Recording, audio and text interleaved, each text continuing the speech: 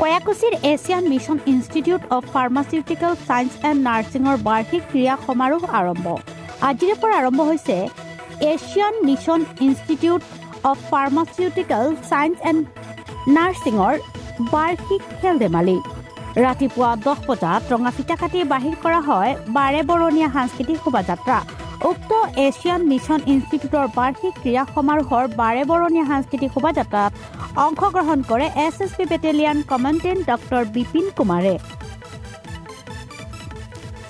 উক্ত বাৰ্ষিক ক্ৰীড়া সমাৰোহৰ শুভাৰম্ভ অনুষ্ঠানত উপস্থিত থাকে এছিয়ান মিছন ইনষ্টিটিউটৰ পৰিচালন সঞ্চালক doctor Abdul Quddus Sikdar, Asian mission ইনষ্টিটিউটৰ ফাৰ্মাচিউটিকেল ছায়েন্স এণ্ড নাৰ্ছিঙৰ অধ্যক্ষ সুমিত দাস, এছিয়ান মিছন ইনষ্টিটিউটৰ নাৰ্ছিঙৰ অধ্যক্ষা কুসুম মঞ্জুৰী বৰগোহাঁই, শিক্ষক শিক্ষয়িত্ৰীৰ লগতে ছাত্ৰ ছাত্ৰীসকল উপস্থিত থাকে। আজি আমাৰ Asian mission institute of pharmaceutical science and নাৰ্ছিঙৰ এই এনুৱেল স্পৰ্টছ উইকৰ শুভাৰম্ভণি কৰাৰ কাৰণে আমি আমন্ত্ৰণ কৰিছোঁ 64 বেটেলিয়ন SSB কেম্পৰ কমাণ্ডেণ্ট ডক্টৰ বিপিন কুমাৰ ছাৰক, আৰু তেখেতে আহি আজি আনুষ্ঠানিকভাৱে ফিতা কাটি এইটো এটা ৰেলীও আমি সজাগতামূলক ৰেলীও আমি ইয়াতে ইনাগুৰেট কৰা হ'ল, ছাৰে ইনাগুৰেট কৰিলে। আৰু এটা কথা ক'ব বিচাৰিছোঁ যে আজিকালি শিক্ষাৰ লগতে স্পৰ্টছৰ ওপৰত ধ্যান দিয়াটো যথেষ্ট প্ৰয়োজন। শিক্ষাটো গতানুগতিক, মানুহে শিক্ষিত হ'বই লাগিব, পঢ়িবই লাগিব, কিন্তু তাৰ লগতে খেল ধেমালিৰ ক্ষেত্ৰত তেওঁলোকে সজাগ হোৱাৰ প্ৰয়োজন। আৰু ইয়াতে বহুত ল'ৰা ছোৱালীৰ প্ৰতিভা আছে, ইয়াৰ পৰা হয়তো কোনোবাই নেশ্যনেল লেভেল বা অলিম্পিকত তেওঁলোকে পাৰ্টিচিপেট কৰিব পৰা হয়তো কাৰোবাৰ প্ৰতিভা থাকিব পাৰে, আৰু সেইখিনি টেলেণ্ট শ্ব' কৰাৰ কাৰণে স্পৰ্টছ উইকত তেওঁলোকক আমি সেই সুবিধাখিনি দিয়া যায়। আৰু ইয়াৰ পৰা হয়তো কোনোবাই বাছনিকৃত হ'ব, নেশ্যনেল লেভেলৰ প্লেয়াৰ হ'ব, কোনোবাই ইণ্টাৰনেশ্যনেল লেভেলৰ প্লেয়াৰ হ'ব।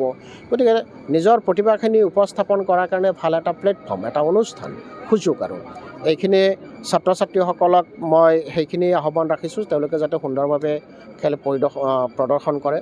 আৰু এটা বাৰ্তা ৰেলীৰ যোগেদি আমি দিব বিচাৰিছোঁ যে আজিকালি অকল হেৰিৰ মাজতে মানে পঢ়াৰ মাজতে, কিতাপৰ মাজতে আমি সদায় সীমাবদ্ধ হৈ নাথাকি, কাৰণ এই যে স্পৰ্টছ খেল ধেমালি বা আমাৰ যিখিনি স্পৰ্টছ আছে এইখিনিৰ মাজতো ল'ৰা ছোৱালীখিনি তেওঁলোকে আকৰ্ষিত হ'ব লাগে। তাতো তেওঁলোকে, কাৰণ এইটো পঢ়া শুনাৰ এটা অংগ হিচাপে ধৰি লোৱা হয়।